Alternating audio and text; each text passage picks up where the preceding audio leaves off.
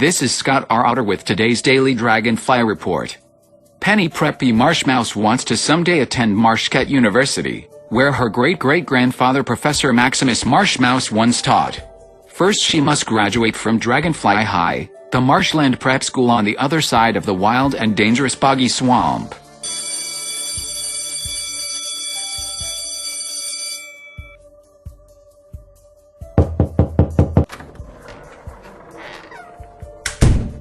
Every day she walks from her home in the marsh to Dragonfly High, carefully trying to make her way past the perilous obstacles that await her in the swamp.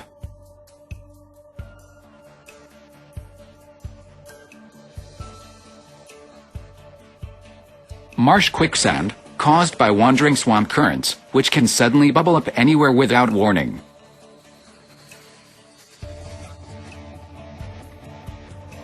Gallows vines, whose long-hanging tendrils snare the unlucky passerby, wrapping them up in its tight green coils.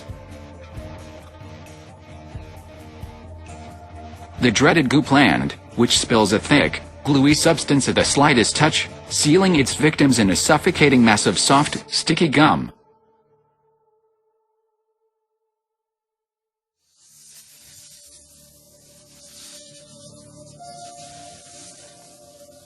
In the middle of these treacherous swamp perils hides Swampsnake, a constrictor who attends his own kind of school. Knowing that Penny Marshmouse must cross boggy swamp every day, Swampsnake uses her to practice his snake skills of stalking, catching and squeezing. When he is sly and quick enough to catch her, he entwines her in his coils and squeezes the daylights out of her, leaving her to wake up and stagger off late to class.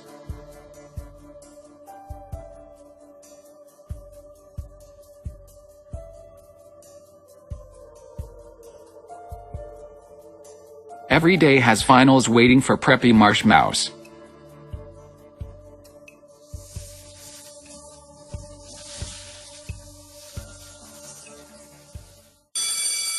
I think that if we had a 2-semester class about every spooky thing you can find in Boggy Swamp, the final exam would be over 100 pages long.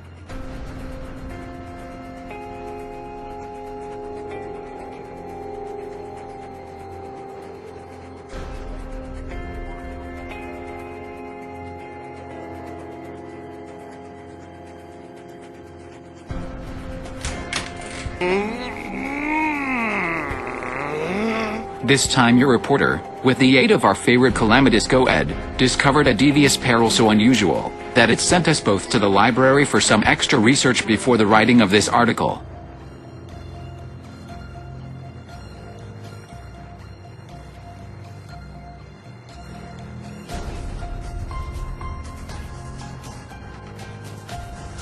As anyone who has had to spend their Saturday mornings mowing lawns will tell you, grass looks the same everywhere.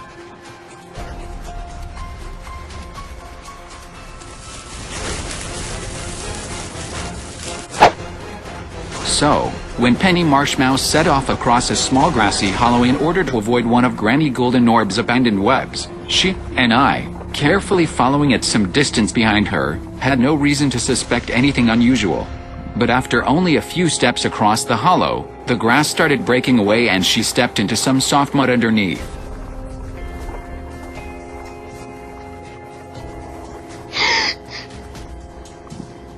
I got my camera ready just in case couldn't get out again, which, in most cases, she does with a quick little hop to firm ground. But instead of trying to hop out, she just stood there looking dizzy for a moment or two, then pitched straight forward hitting the muddy pit with dull splash.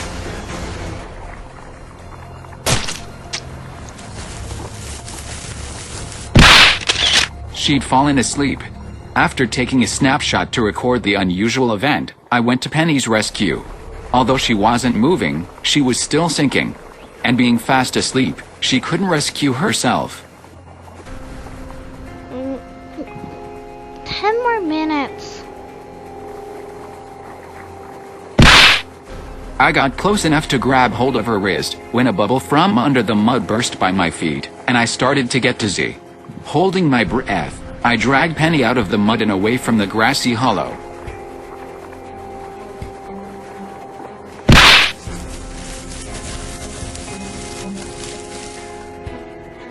I had to jostle her for almost an entire minute before she awoke.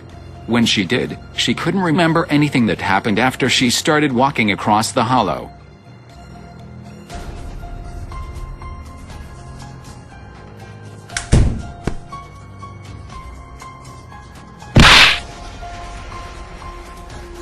The next day, it took us half an hour with the encyclopedias in the school library to find out what had happened. The mud that lay under the grass had become puff mud, due to the chemical effect of water on the roots of the special kind of grass that was growing in that hollow, Somnigress marshgrassus snoozes.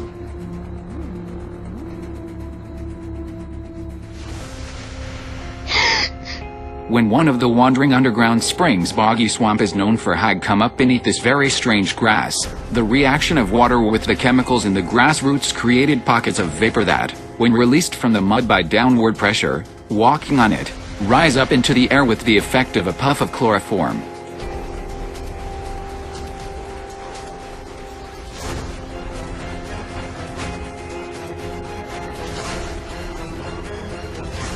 Penny had succumbed in seconds, and, were it not for the quick and courageous actions of your reporter, would have never awakened from her dreamless sleep beneath the surface of the puff mud.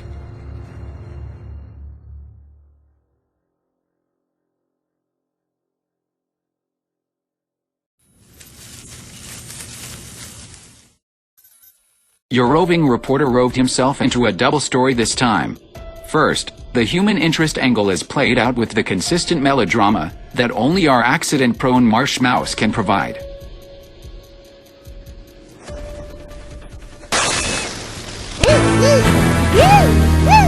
Your reporter, alerted by plaintive squeaks from deep inside Boggy Swamp, was drawn to the site where Penny Marshmouse, coated in the sticky gel of the goo plant, was hanging and slowly descending toward the bottom of a shallow ravine.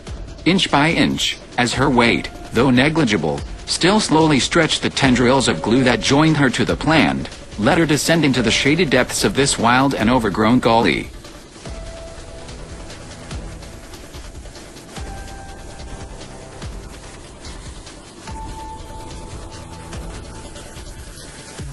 Hey, a little help over here, please.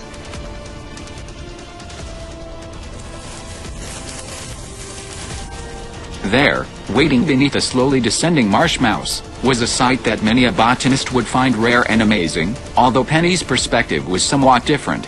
With its center maw wide open, and its grasping petals curling in with predatory anticipation, the Jupiter trap plant awaited the slowly descending Marshmouse. It is a little-known fact, but corroborated via encyclopedia by your reporter, that the Jupiter trap plant exists in a symbiotic relationship with the goo plant. Trapped in the viscous substance of the goo plant's sap, the victim is lowered into the awaiting Jupiter trap plant. The expelled remnants of the victim are then absorbed by the roots of the goo plant, which help nourish and enable it to produce more goo pods, and so the cycle continues.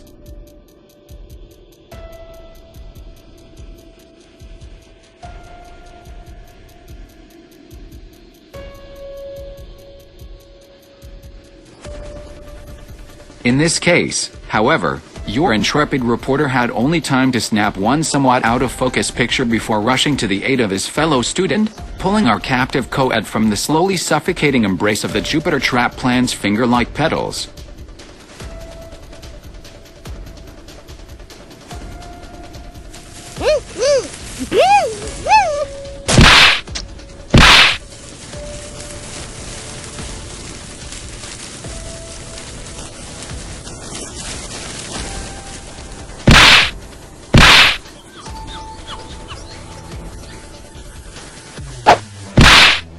That was...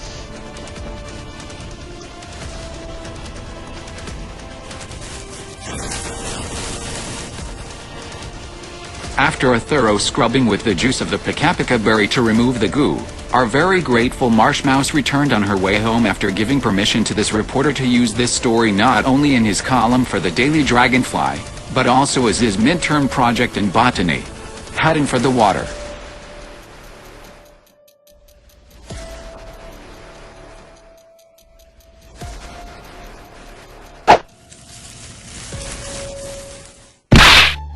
Oh, what a tangled web we weave, wrote William Shakespeare, And he might have found out just how tangled if he had seen what your roving reporter found late Wednesday afternoon.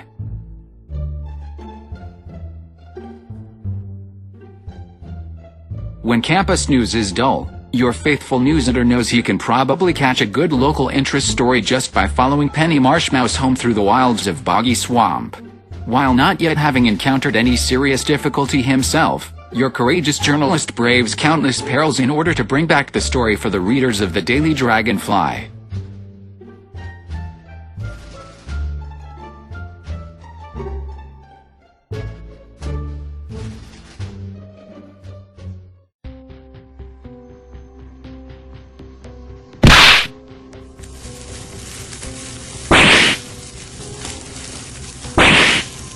Wednesday provided just such an opportunity, as Penny, her nose buried in the script for the drama department's upcoming play, The Prime of Miss Jean Beaver, did notice the hanging tendrils of a gallows vine, disguised among the low branches at the side of the path. The vine scattered around her as her shoulder brushed by.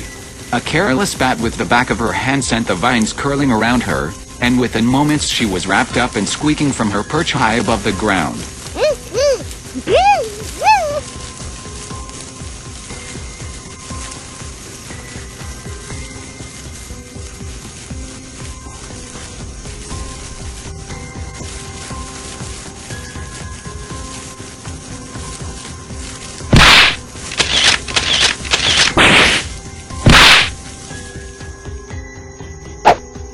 That was Sir Walter Scott. Bonehead!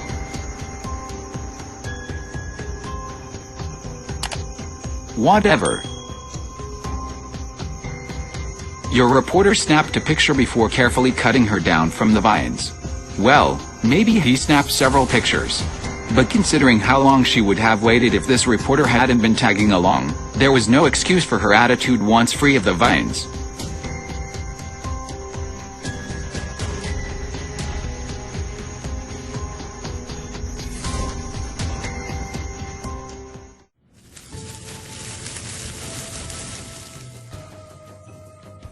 Your roving reporter took a day off from the sports circuit to catch one of the more unusual intramural competitions going on after school, a free-for-all wrestling match in the middle of Boggy Swamp between our own Penny Marshmouse and Dragonfly High's most notorious dropout, Stanley the Swampsnake.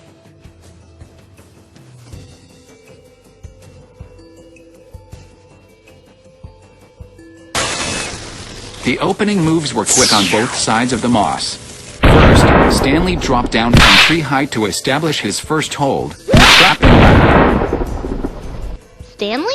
Your last name is Stanley? But he quickly lost his concentration when Penny applied her opening move, the school books to the head. With a quick hop, Penny makes it to the far side of the moss.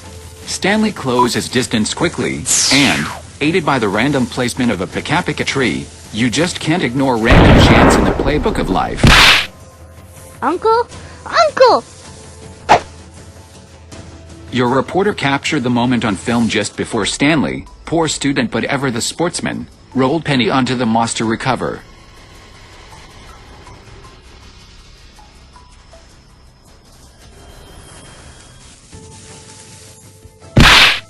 When asked how long he'd been developing that move, Stanley replied, "Well, Scott, all the right circumstances. Some may just put it down to luck."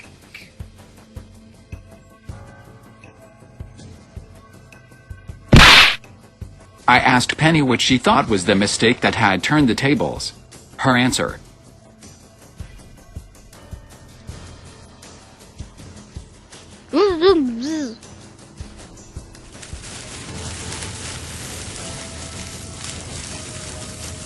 heading for the water.